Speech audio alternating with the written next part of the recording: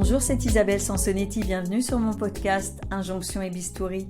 Chères auditrices et chers auditeurs, je suis ravie que vous écoutiez ce nouvel entretien, j'ai hâte d'avoir votre retour. Dans cet épisode, à écouter en 2 parties, j'échange avec le docteur Isabelle Sarfati, chirurgienne plasticienne spécialisée en chirurgie des seins. Ensemble, nous parlons de ce qui l'a menée à manier le bistouri pour réparer l'apparence, des différentes techniques de reconstruction mammaire après cancer, de ce qu'une femme peut en attendre et du choix qu'elle devrait toujours avoir de se faire opérer ou non, de l'accès qui reste inégal à ces procédures, notamment en fonction du lieu où on habite et de son budget, des opérations de la poitrine chez les personnes trans, de l'injonction à se sentir bien dans sa peau, gimmick incontournable de notre époque, de la souffrance mais également du plaisir qu'il peut y avoir à recourir à la chirurgie esthétique. Micro. Bonjour Isabelle Sarfati, vous êtes chirurgienne esthétique. Vous pouvez nous raconter comment vous en êtes arrivée à opérer des gens pour les rajeunir, les embellir ou les réparer? Qu'est-ce qui vous a donné envie? J'ai fait médecine pour faire ça. C'est-à-dire que je n'ai pas fait médecine pour exercer le métier de médecin, c'est-à-dire de quelqu'un qui traite les maladies et les pathologies. J'ai fait médecine pour réparer l'apparence, pour travailler sur l'apparence. J'ai fait médecine comme j'aurais pu être plasticienne si j'avais su dans la sculpture ou dans le dessin, comme ça. C'est-à-dire c'est un mélange d'un métier artistique et de quelque chose qui est destiné à traiter, à réparer, à accorder l'apparence. Et parce que vous aviez des exemples autour de vous ou vraiment c'est une idée qui vous est venue comme ça Non, j'ai commencé médecine en voulant faire de la chirurgie plastique. Je savais d'emblée ce que je voulais faire. Je voulais faire à la fois un métier indiscutablement utile, où je me lève le matin, que je réponde à une demande, contrairement au métier artistique où personne ne vous demande rien. Là, j'ai des contrats, j'ai une demande, des souhaits à exaucer.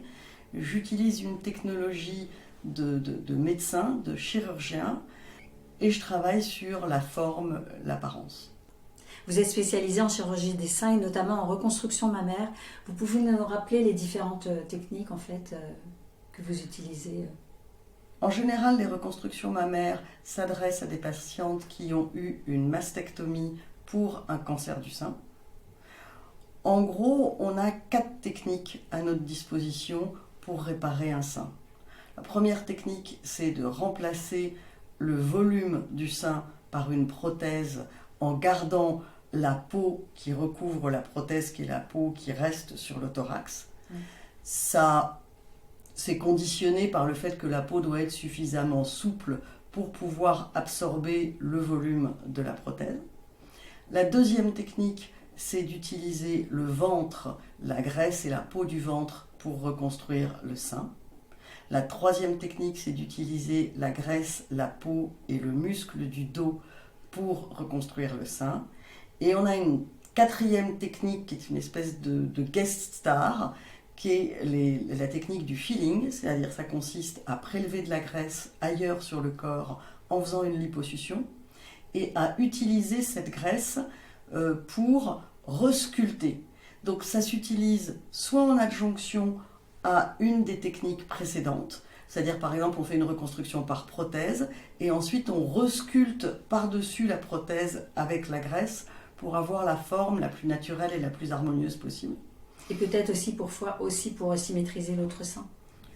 Et aussi c'est des techniques de symétrisation, de chirurgie esthétique de l'autre sein, mais ça peut être utilisé dans un faible pourcentage des cas, exclusivement pour reconstruire le sein, c'est-à-dire qu'on fait plusieurs injections étalées dans le temps, donc tous les 2-3 mois, et en fait le sein est uniquement reconstruit grâce à des greffes de graisse.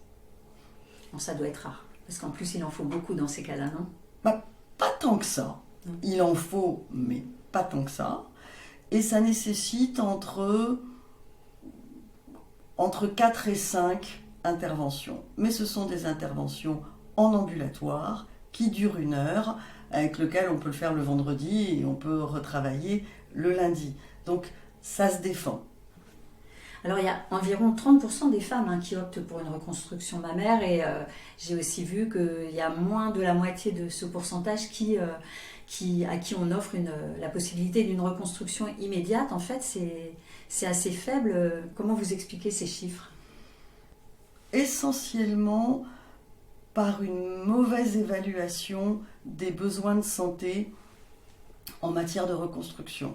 C'est-à-dire que les services publics sont débordés par le traitement du cancer, qui est quand même la priorité quand on a un cancer du sein, ce qui fait qu'ils ne peuvent pas faire autant de reconstruction mammaire immédiate qu'il le faudrait, qu'il n'y a pas suffisamment de chirurgiens formés exclusivement à la chirurgie du sein qui puissent à la fois faire la mastectomie et la reconstruction immédiate, par le fait que les patientes qui ont un cancer du sein sont partout en France et qu'il y a des déserts médicaux en France et que c'est compliqué de trouver un plasticien qui ait vraiment l'habitude des reconstructions, parce que les reconstructions c'est à peu près comme n'importe quelle technique, plus on en fait, plus on est performant, plus on est précis, meilleurs sont les résultats. Donc les personnes qui font 1 ou 2 reconstructions dans le mois, a priori, ont moins d'expérience, on peut dire, et probablement de moins bons résultats que des personnes qui en font quasiment tous les jours. Donc, il y a un problème d'accès à la reconstruction comme ça, il y a un problème d'accès à la reconstruction immédiate, il y a un gros problème d'accès à la reconstruction différée, il y a un problème financier, c'est-à-dire que la sécurité sociale rembourse assez faiblement les reconstructions mammaires, que la majorité des plasticiens sont en secteur 2 et demandent des dépassements d'honoraires, et que ça n'est pas à la portée de tout le monde, et qu'à partir du moment où on peut plus se faire reconstruire dans le public en reconstruction secondaire parce qu'il y a des listes d'attente de plus de 1 an, il y a un vrai problème pour se faire reconstruire en France. Oui, après, on sait qu'on peut les faire de manière très différée par rapport à la fin des traitements, les reconstructions. Il y a un encore plus gros problème pour faire des reconstructions différées, puisque il y a très peu de services de chirurgie plastique dans le service public. Ils sont débordés par le nombre, les demandes de reconstruction, et ils ne font pas que des reconstructions mammaires. Les services de chirurgie plastique font un petit peu tout. Les plasticiens dans les centres anticancéreux ou dans les services de cancérologie du sein ne sont pas en nombre suffisant. Les soignants ne sont pas en nombre suffisant dans les hôpitaux. Le Covid a déséquilibré un équilibre qui était déjà très très très précaire.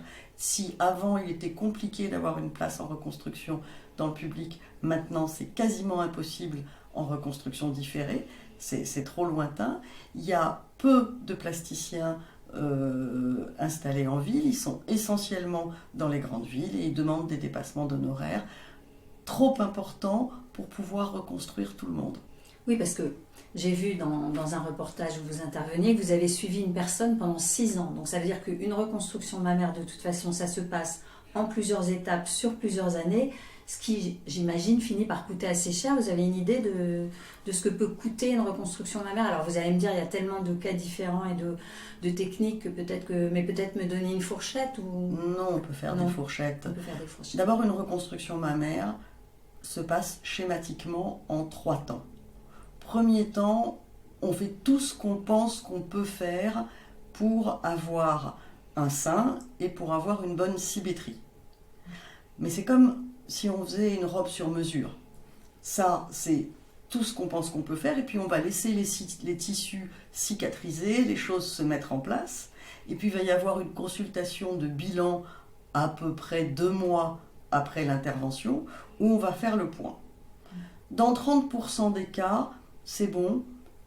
Alors c'est bon, c'est qui déclare que c'est bon? Parce que chaque personne n'a pas le même niveau d'exigence pour une reconstruction mammaire. Donc, dans 30% des cas, dans nos statistiques, on ne fait pas de deuxième temps, mais dans 70% des cas, on fait une deuxième intervention qui a lieu le plus souvent en ambulatoire, où on fait des détails. On ajuste le niveau du sillon sous-mammaire, on perfectionne la symétrie, on bouge un petit peu l'aréole de place sur le sein contralatéral, on fait des petits ajustements, comme on le ferait si on avait fait une robe sur mesure. Et puis ensuite, on peut passer à la 3e étape, qui est la reconstruction de l'aréole et du mamelon. que l'on ne peut positionner sur le sein que si on a une bonne symétrie. On ne peut pas dire d'abord on fait l'aréole et le mamelon et puis ensuite je vais pas refaire la symétrie parce que l'aréole et le mamelon, on ne pourra pas les déplacer après. Donc en général, ces 3 étapes. Il y a des personnes qui sont pressées, c'est-à-dire qui veulent enchaîner les 3 étapes très rapidement pour arriver à la fin du programme. Puis il y a des personnes qui disent attendez, alors j'ai déjà eu un cancer, j'ai eu de la radiothérapie, j'ai eu de la chimiothérapie, j'ai été dans un tempo qui a été fixé par les médecins. Là, je fais ça à mon rythme. Oui. Je fais ça comme je veux et donc une reconstruction, ça peut prendre 3-4 mois, comme ça peut prendre 3-4 ans. D'accord. Chacune y va à son rythme. Et en fonction de ses moyens, donc. On va dire que dans notre équipe, selon la technique utilisée, pour une reconstruction par prothèse simple, le premier temps, ça va coûter, en dépassement d'honoraires, puisqu'il y a une prise en charge par la sécurité sociale, entre 1 200 et 2 500 euros. La deuxième étape, qui est l'étape d'ajustement, ça peut coûter environ 1 000 euros. Et l'aréole et le mamelon, ça va coûter environ 800 euros, à peu près. Maintenant, si on prend à l'opposé de la technologie utilisée une reconstruction par Dieppe, alors ça c'est une reconstruction qui prend 4-5 heures et qui utilise une double équipe, parce que sinon ce serait plus long. Donc il y a 2 équipes de chirurgiens, d'aide opératoire, etc. Et à ce moment-là, ça va coûter autour de 6 000 euros l'intervention de reconstruction par Dieppe. Et donc c'est aussi bien un coût financier qu'un coût psychologique. Comment vous choisissez le type de technique? Parce qu'on imagine que c'est l'expert, c'est-à-dire vous, votre équipe, qui dit pour cette femme, ce serait mieux d'utiliser telle ou telle technique, mais pas que, parce que j'ai écouté l'une de vos interventions, vous disiez que c'était quand même d'abord en fonction des attentes des femmes, c'est ça? Elle n'y connaissent rien à la technique. Oui, mais quand on est très concerné par un sujet, on devient vite spécialiste du sujet. On comprend très très très vite quand il s'agit de soi et de son propre corps. Donc il y a une première consultation qui est indispensable, qui est fondamentale et qui peut se dérouler éventuellement en visio. Quand on habite loin, on n'a pas forcément besoin d'aller faire l'aller-retour. Dans cette première consultation, on va dire à la patiente, voilà madame, voilà les techniques qui sont à notre disposition. Dans votre cas, toutes les techniques sont possibles, ou celle-là, celle-là, celle-là est possible, mais pas ça ou pas ça. D'accord. Donc on va lui donner les possibles qui sont possibles dans son cas, les techniques qui sont possibles dans son cas. À partir de là, on va discuter avec la patiente de qu'est-ce qu'elle attend. Je prends un exemple. Prenons une patiente chez qui toutes les techniques sont possibles. Oui.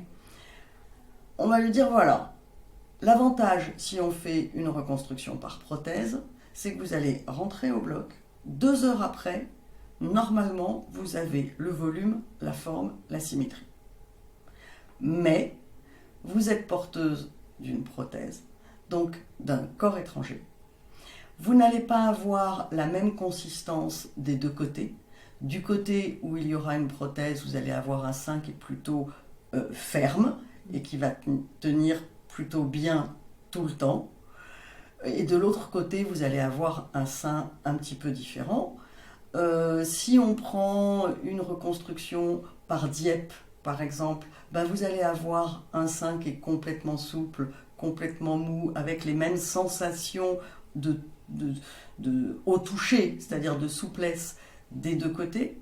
Vous n'avez pas de corps étranger, donc pas de réintervention à prévoir dans l'avenir, mais vous avez une intervention qui va durer plus longtemps, qui va vous laisser une cicatrice sur le ventre, etc. Donc on doit expliquer, c'est une consultation qui est assez longue, où on doit expliquer toutes les techniques, en tout cas toutes celles qui sont envisageables, et donner les points positifs et les points négatifs de la technique.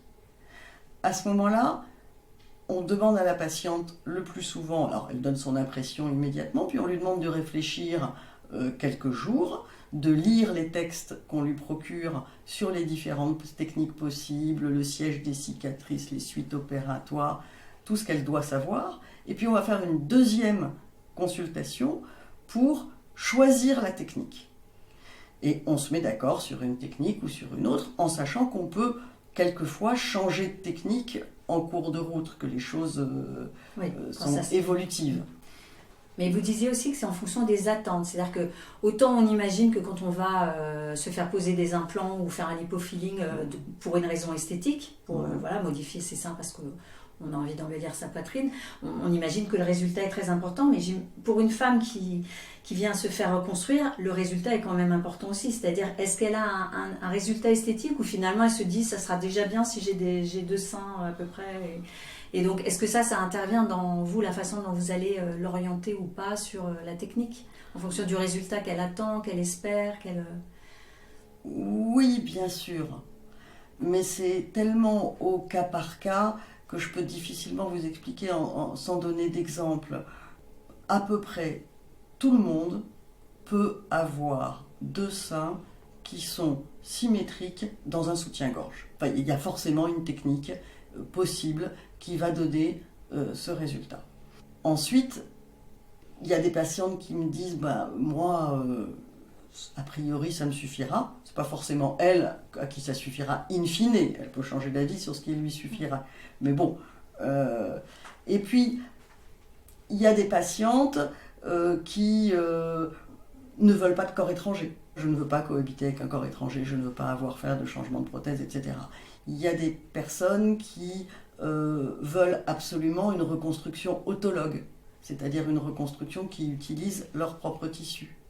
A contrario, il y en a certaines qui ne veulent pas avoir de cicatrices ailleurs sur le corps, qui disent « Ok, j'ai eu un cancer du sein, très bien, on peut me reconstruire, parfait, mais je ne souhaite pas avoir une cicatrice sur le ventre ou une cicatrice dans le dos. » Oui, parce que ça finit par en faire des centimètres. Parce que quand j'ai interviewé justement une jeune femme dans mon podcast, Camélia, qui avait une double mastectomie et qui m'avait contactée pour témoigner, elle disait qu'elle avait eu la sensation, le sentiment plutôt, que la reconstruction était du bricolage. Alors, il faut dire qu'elle a eu des complications, rejet du lambeau.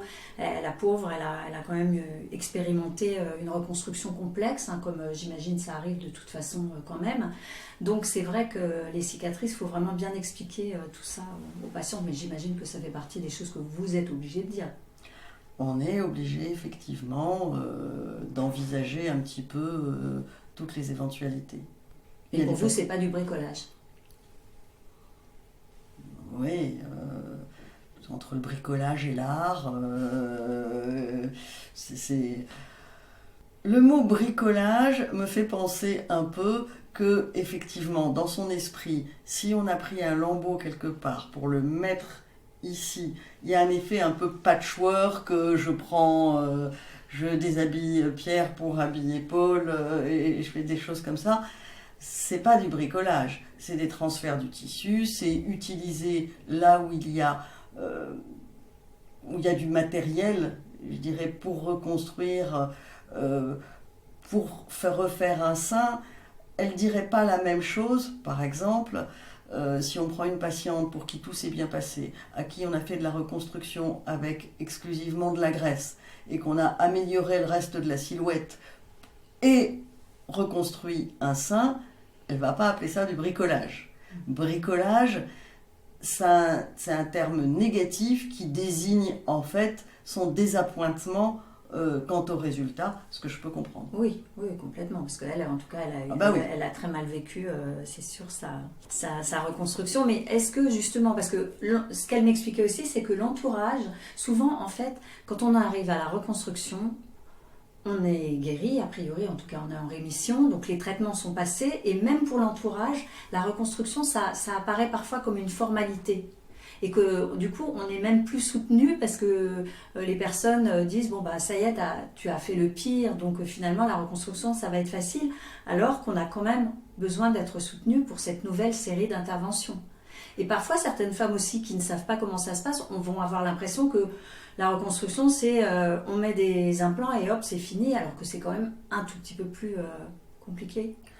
Il y a de tout. Il y a aussi des patientes qui me disent qu'elles se sentent poussées à la reconstruction par leur famille, qui ont, je veux dire, quand on a eu une femme, une maman qui n'a plus son sein et qu'on a l'impression qu'elle a été mutilée, on a l'impression qu'elle est beaucoup moins à l'aise avec son corps, on a l'impression qu'elle a des séquelles de son cancer. Moi, je vois des patientes venir me voir en disant « Alors, mes enfants veulent absolument que je me reconstruise, mon mari aussi. Moi, je soufflerais bien un peu, là, parce que les médecins, je les ai suffisamment vus, mais qui sentent la volonté de leur entourage de les savoir reconstruites, de savoir qu'elles ont réparé un petit peu la perte qu'elles ont eue. Il y a de tout sur l'entourage. Mais il est certain que les femmes ont une préoccupation, alors qu'elles ont senti obligatoirement leur entourage très impacté par leur maladie. Elles culpabilisent terriblement à l'idée de les réinquiéter de nouveau, de les replonger dans « je pars à la clinique », je reviens de la clinique, etc. Donc, elles ont vraiment besoin que ça se passe très bien, que ce soit très discret, que ce soit, comme c'est de la réparation, que ça n'ait pas l'air du tout agressif, douloureux, compliqué, etc. Elles veulent vraiment protéger leur entourage à chaque fois. Que ce ne soit pas une nouvelle épreuve. Oui. Mais alors vous disiez l'entourage pousse parfois, et c'est vrai, parce que finalement, dans notre société, quand même, on dira ce qu'on voudra, mais une femme, c'est à deux seins, hein, une poitrine, hein, on est quand même assez... c'est comme ça qu'on nous imagine, nous les femmes, donc ça fait partie aussi des injonctions, peut-être de se faire reconstruire pour justement récupérer sa place de femme, de mère, d'épouse, C'est vrai, je crois que ça dépend beaucoup de la façon dont la personne vit sa mastectomie. Moi, par exemple, j'ai des patientes, mais j'ai aussi des amis qui ont choisi de ne pas se faire reconstruire. C'est un choix réel et qui l'assument. J'ai même une amie qui se baigne alors qu'il lui manque un sein sans soutien-gorge à la plage, qui se déshabille dans un vestiaire sans difficulté.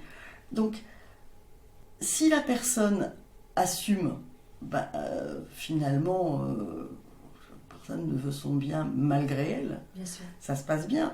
Si on sent que la personne est gênée, complexée, qu'en maillot de bain, elle n'est pas à l'aise, qu'elle ne se sent pas à l'aise, l'injonction au bistouri, oui, c'est plutôt l'injonction à se sentir bien dans sa peau qui est plus globale.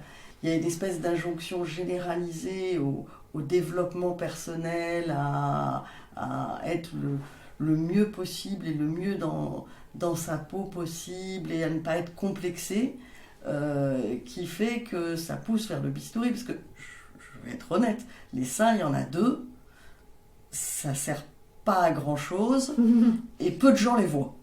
Globalement, si on a des cicatrices quelque part, c'est quand même sur les seins ou sur les fesses que ça se voit le moins parce que c'est la zone qui est le plus fréquemment couverte.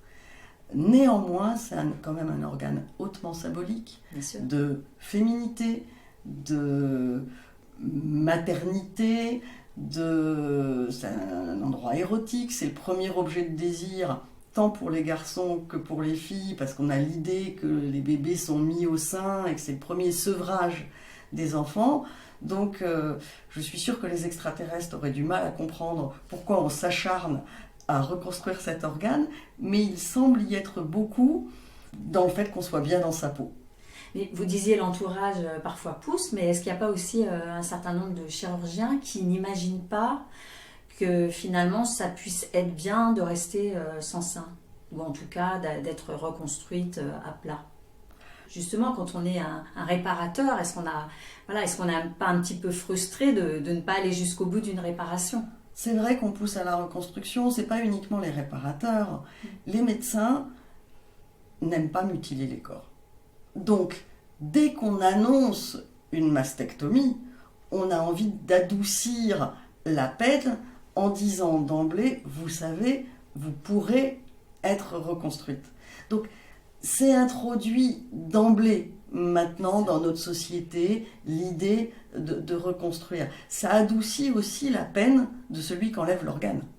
de savoir qu'il peut être reconstruit. Donc, oui, c'est proposé peut-être par projection, parce qu'on se dit, moi, si on m'annonçait qu'on m'enlève quelque chose, j'aimerais bien qu'on me dise d'emblée, mais vous pourrez le faire reconstruire. Alors, entre la proposition et l'injonction, ça dépend beaucoup de comment c'est dit et comment c'est reçu. Je pense qu'effectivement, pour quelqu'un pour qui le problème n'est absolument pas son sein, ça doit lui sembler incongru qu'on lui parle d'emblée de l'idée de faire d'autres interventions et qu'elle peut avoir envie de dire laissez-moi en avoir envie, je dirais. Mais globalement, les gens sont assez rassurés quand on annonce une mutilation, parce que c'est quand même une mutilation, on propose d'emblée une reconstruction. D'ailleurs, il y a un document de la HAS là, qui est sorti assez récemment. Il y a eu une enquête, j'imagine que vous y avez participé, pour justement que les femmes puissent vraiment bien se renseigner sur les différentes techniques de reconstruction, sur leur droit de réfléchir un certain temps et tout ça. Vous avez vu, non, sur le site de la Haute Autorité de Santé ? Il y a un énorme effort d'information qui est fait. Il n'y a pas beaucoup d'efforts sur le terrain pour qu'on puisse le faire en pratique à tout le monde et qu'il y ait des solutions proposées au plus grand nombre. Donc on peut faire des plans cancer, on peut écrire tout ce qu'on veut sur le papier. Oui. Si sur le terrain il n'y a pas, on fait quand même une promesse qu'on ne tient pas, que le pays n'est pas en mesure de tenir. Alors, la chirurgie réparatrice est plus admise et plus louée, et à juste titre, que la chirurgie esthétique. Vous n'avez pas l'impression que sur la chirurgie esthétique, il y a encore un tabou ? C'est très particulier, la chirurgie esthétique. On pourrait définir la chirurgie réparatrice comme la réparation d'une injustice, globalement. Un accident, une maladie, quelque chose qui n'est pas supposé arriver normalement, entre guillemets. On ne peut pas dire que le vieillissement soit une injustice, mais il peut être ressenti comme tel. La personne, finalement, s'il y a quelqu'un qui se réveille et qui dit moi, je suis né dans le corps d'un garçon, mais je sens que je suis une fille et qu'on l'admet, qu'une fille sente qu'elle est née dans le corps d'une fille et qu'elle doit être un garçon, on peut admettre que quelqu'un se sente trahi aussi par son apparence ou par son âge. On peut s'en penser aussi comme une injustice certaines transmissions héréditaires. Après tout, si vous êtes né avec un nez gigantesque avec lequel vous avez du mal à vivre, vous pourriez penser qu'il y a une forme d'injustice génétique. Donc, à ce titre, même chose pour des oreilles décollées, etc. Donc la frontière entre la chirurgie esthétique et la chirurgie réparatrice, elle n'est pas très nette. En particulier pour les transsexuels, est-ce que c'est de la chirurgie esthétique ? Est-ce que c'est de la chirurgie réparatrice ? En fait, on mesure ça à l'aune de la souffrance de la personne. Or, je ne crois pas que la souffrance soit le seul mode de consommation de chirurgie esthétique. Je pense aussi qu'on peut imaginer que le plaisir soit un moteur. Quelqu'un qui se dise je ne souffre pas de façon pathologique, en tout cas je ne souffre pas plus que mes amis autour de moi, mais ça me ferait plaisir d'avoir plus de poitrine. Ça me ferait plaisir d'avoir moins de poitrine. Ça me ferait plaisir de me regarder dans la glace et d'avoir un ovale du visage que je trouve nickel. Mais je ne suis pas en train de souffrir terriblement. C'est à ma disposition. Je peux le faire et je le fais. Donc, pour moi qui suis une praticienne, il n'y a pas énormément de différence entre la chirurgie esthétique et la chirurgie réparatrice. Et en plus, techniquement, elles s'apportent l'une à l'autre. La chirurgie réparatrice pousse les limites techniques, nous oblige en permanence à innover, et ça apporte à la chirurgie esthétique. Et la chirurgie esthétique pousse le perfectionnisme et nous oblige à être performants dans plein de petits détails, et ça apporte à la chirurgie réparatrice. Donc techniquement, les deux se valent. Il est vrai que pour les médecins, habituellement, on n'a pas de consommation plaisir. Notre consommation est plutôt censée habituellement, dans l'esprit des gens, répondre à une maladie et à une souffrance, et que les plasticiens ont une place un petit peu à part là-dedans, puisqu'on fait appel à eux pour des choses qui d'ailleurs ne sont pas prises en charge par la sécurité sociale et qui correspondent pas à de la réparation et pas forcément à la réparation d'une injustice. Et pas forcément à une nécessité, d'où un jugement moral de certaines personnes d'ailleurs. Et c'est pour ça aussi qu'il y a beaucoup de gens qui admettent la chirurgie réparatrice et qui ont encore un peu de mal, mais moi ça m'étonne, parce que depuis le temps quand même, ça fait longtemps que c'est un outil. Donc, mais il y a encore, on me demande encore, tu es pour ou contre la chirurgie esthétique? J'avoue que la question elle est drôle. On peut être contre son utilisation excessive, notamment par les jeunes générations très décomplexées, qui vont peut-être y aller un petit peu trop souvent. Mais après, être contre une technique, en soi, vous le ressentez, ça, c'est quand même... Je suis d'accord. De moins en moins. J'exerce finalement depuis maintenant 30 ans. Je me souviens qu'il y a 30 ans, je disais je veux faire de la chirurgie esthétique, et on me disait non, dis que tu veux faire de la chirurgie réparatrice, ça veut plus sérieux. C'est plus noble. C'est plus noble. Je ne fais pas cette distinction, je comprends qu'on la fasse, mais pour moi, elle n'existe pas vraiment. Alors, vous avez évoqué les demandes des personnes trans. Justement, j'allais vous poser la question si c'était de la chirurgie esthétique ou réparatrice. Parce que si une femme trans vient pour se faire poser des implants mammaires ou un homme trans vient pour faire aplatir sa poitrine, notamment si cette personne veut se faire enlever les seins, je crois qu'en France, la double mastectomie, il faut quand même qu'il y ait une raison médicale. Donc, du coup, est-ce que ça rentre dans un protocole particulier ou...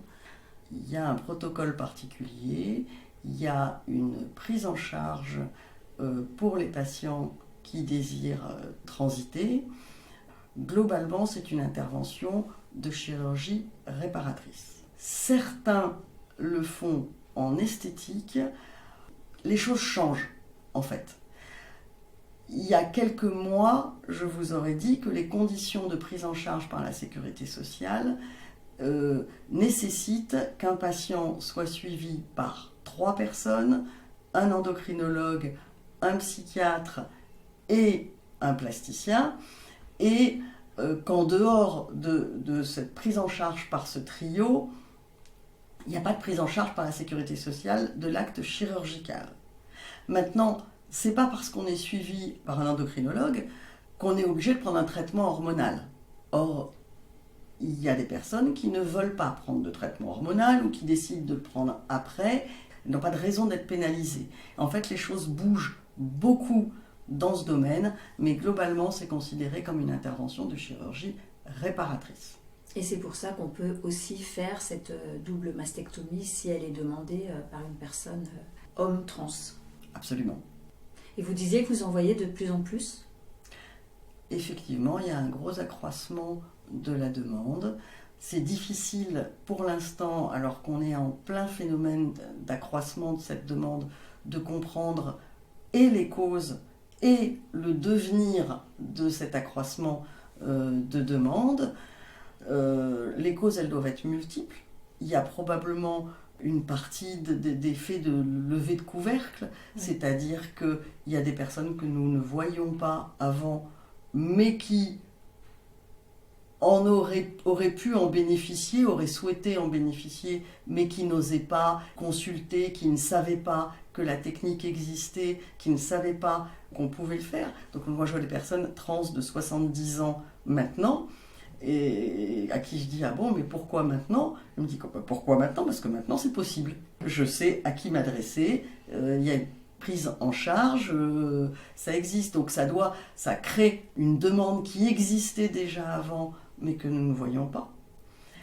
Il y a une partie aussi il y a des personnes qui se posent la question de leur identité sexuelle parce que la question existe et qu'elle est sociétale et qu'ils trouvent dans cette question des réponses à leurs problèmes qui leur semblent appropriées. Peut-être aussi qu'il y a une disparition, enfin en tout cas une atteinte de la binarité du genre, que jusque-là nous avions séparé les humains en genre féminin et en genre masculin, et que peut-être que c'est en train de bouger, peut-être que ça va bouger durablement, on ne sait pas encore. Oui. On observe le phénomène, on y répond, et on réalise que la demande est croissante. C'est vrai que c'est tout à fait louable qu'on en soit là pour les personnes concernées. En revanche, on commence à entendre parler déjà de personnes qui regrettent une chirurgie. Or, la chirurgie, c'est radical. J'ai entendu parler de gens qui regrettaient leur opération de transition. Donc, ça ne doit pas être évident pour un chirurgien de savoir si la demande, elle est profonde, inaltérable et que... Oui, ce que vous dites est théoriquement parfaitement juste. En pratique, ça ne se passe pas comme ça. Ce sont des demandes qui sont envisagées au cas par cas. En France, moi je fais que de la chirurgie des seins, donc je ne fais pas de la chirurgie génitale. J'opère pas de personnes qui sont mineures. Les personnes qui viennent me consulter ont une histoire qu'elles racontent qui ne date pas d'il y a 6 mois. Donc je ne pense pas qu'il y ait un plasticien qui va opérer quelqu'un qui lui dit écoutez, jusqu'à 17 ans et demi, j'étais parfaitement bien dans mon corps de fille ou de garçon, mais là j'ai pris une décision, non finalement ça ne va plus, j'essaye l'autre sexe. Ça ne se passe pas comme ça. Et individuellement, chaque demande est évaluée avec la personne qui le demande. On le fait au mieux dans l'intérêt de la personne qui nous le demande, en notre âme et conscience. On parle de détransition, de personnes qui changent d'avis après, mais les chiffres réels sont très très très très bas. Alors, c'est facile de dire, oui, il y a des personnes qui veulent détransitionner, mais il y en a assez peu. Peut-être qu'il y en aura de plus en plus. Je ne sais pas. Je ne suis pas devin, je ne sais pas ce qui va se passer dans l'avenir. On va dire, en ce qui concerne les seins, que c'est un organe qui est certes emblématique du genre, mais qui n'a pas de fonction fondamentale et qu'on peut reconstruire, on l'a vu pour les seins, dans un sens comme dans l'autre. Je ne crois pas que ce type de décision doive effectivement être pris à la légère, mais je ne crois pas que brandir l'idée d'un détransitionnement massif des gens qui ont fait la demande soit juste, parce qu'en pratique, on en voit assez peu. Merci Isabelle Sarfati, et à tout de suite pour la deuxième partie de notre entretien.